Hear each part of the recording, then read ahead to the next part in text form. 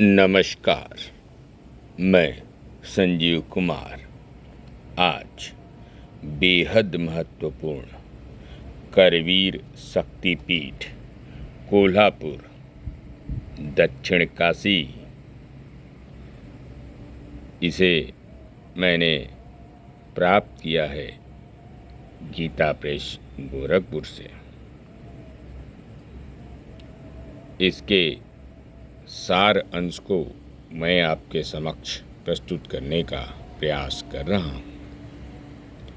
कोल्हापुर पौराणिक करवीर क्षेत्र है जो स्वयं भगवती महालक्ष्मी द्वारा निर्मित है।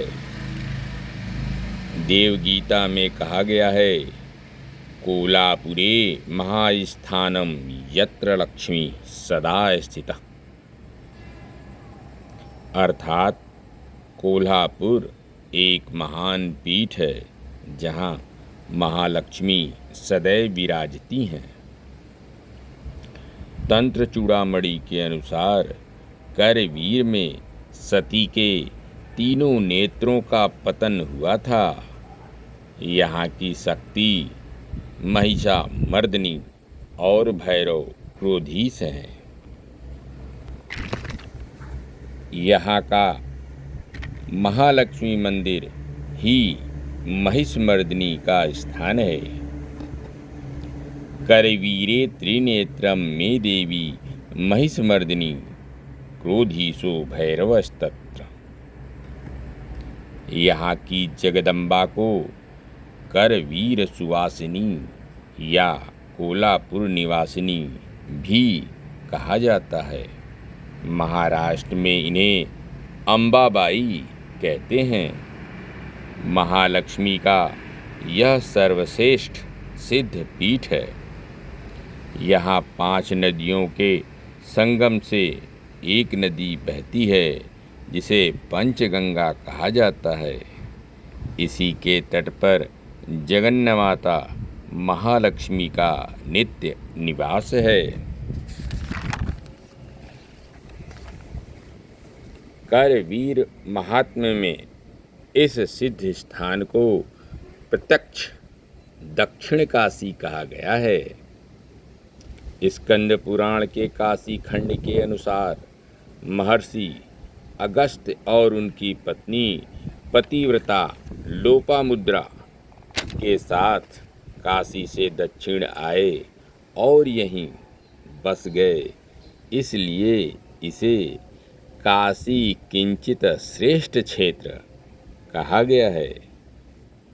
वाराणसी में भगवान शिव केवल ज्ञानदायक ही हैं, किंतु करवीर क्षेत्र में ज्योति रूप केदारेश्वर ज्योतिबा ज्ञानप्रद तो हैं ही, भोग मोक्ष प्रदायिनी महालक्ष्मी भी यहाँ निवास करती हैं। वाराणस्यादिकं क्षेत्रं करवीरपुरं महत् भुक्ति मुक्ति प्रदां नृणां वाराणस्या यावधिकम्, अर्थात वाराणसी की अपेक्षा इस करवीर क्षेत्र का महात्म्य यव अर्थात जौ भर अधिक ही है, क्योंकि यहाँ भुक्ति और मुक्ति दोनों मिलते हैं। देवी महालक्ष्मी का श्री विग्रह वज्र मिश्रित हीरे से मिश्रित रत्नशिला का स्वयंभू और चमकीला है। उसके मध्य स्थित पद्मरागमणि भी स्वयंभू है। मूर्ति अत्यंत प्राचीन होने के कारण घिस गई थी, इसलिए सन 1954 ईस्वी में कलपूत विधि से मूर्ति में वज्रलेप अष्टबंधन आदि संस्कार किए गए। देवी का ध्यान मार्कंडे पुराणांतर्गत देवी महात्म्य श्री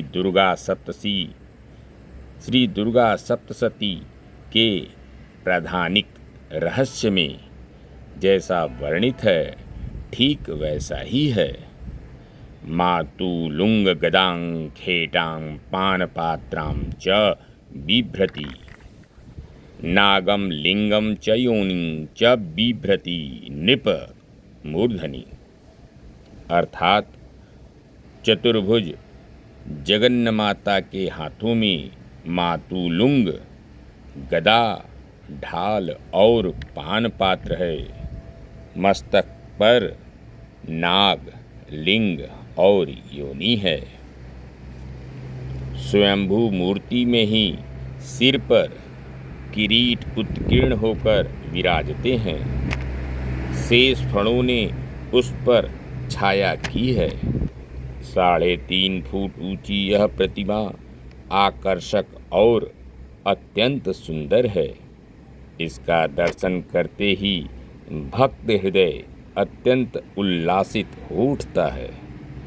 देवी के चरणों के पास उनका वाहन सिंह प्रतिष्ठित है।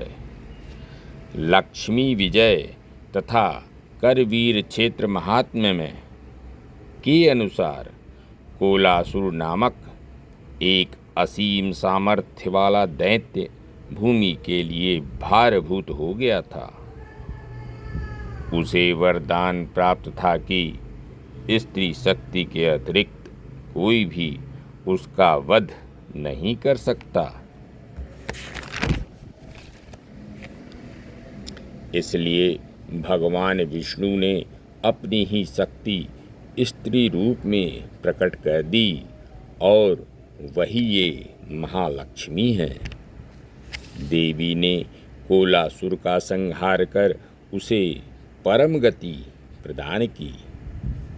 मरने के पूर्व कोलासुर देवी की शरण में आया, इसलिए देवी ने उससे वर मांगने के लिए कहा। कोलासुर ने कहा, इस क्षेत्र को मेरा नाम प्राप्त हो। भगवती ने तथास्तु कहा। तभी से वे देवी इसी स्थान पर प्रतिष्ठित हो गईं और करवीर क्षेत्र को कोलापुर की संज्ञा भी प्राप्त हुई। समर्थ स्वामी रामदास ने भी महालक्ष्मी की स्तुति करते समय उन्हें कोलासुर विमर्दिनी कहा है। पद्म पुराण के करवीर महात्म्य के अनुसार करवीर नामक यह क्षेत्र 108 कल्प प्राचीन है और इसकी महामातृक संज्ञा है, क्योंकि यह आद्या मातृशक्ति का मुख्य पीठ स्थान है। काशी की ही तरह यहाँ भी पंचगंगा, काल भैरव आदि पंचकोशी स्थान हैं। अतएव इस क्षेत्र को दक्षिण काशी कहा जाता है। महालक्ष्मी का मंदिर अत्यंत पुरातन, भव्य, सुविस्तृत और मनोहर शिल्प कला का आदर्श बनकर खड़ा है। इसकी वस्तु रचना चक्रराज अर्थात श्रीयंत्र या सर्वतोभद्र मंडल पर अधिष्ठित है। यहाँ 5 शिखरों और 3 मंडपों से सुशोभित है। यह 5 शिखरों और 3 मंडपों से सुशोभित है। गर्भागार स्थित चांदी और सोने के सामान, आभूषण, जड़ित जवाहर आदि देखने पर आंखें चौधिया जाती हैं। ऐसा वैभव संपन्न यह देवस्थान है। धन्यवाद। नमस्कार।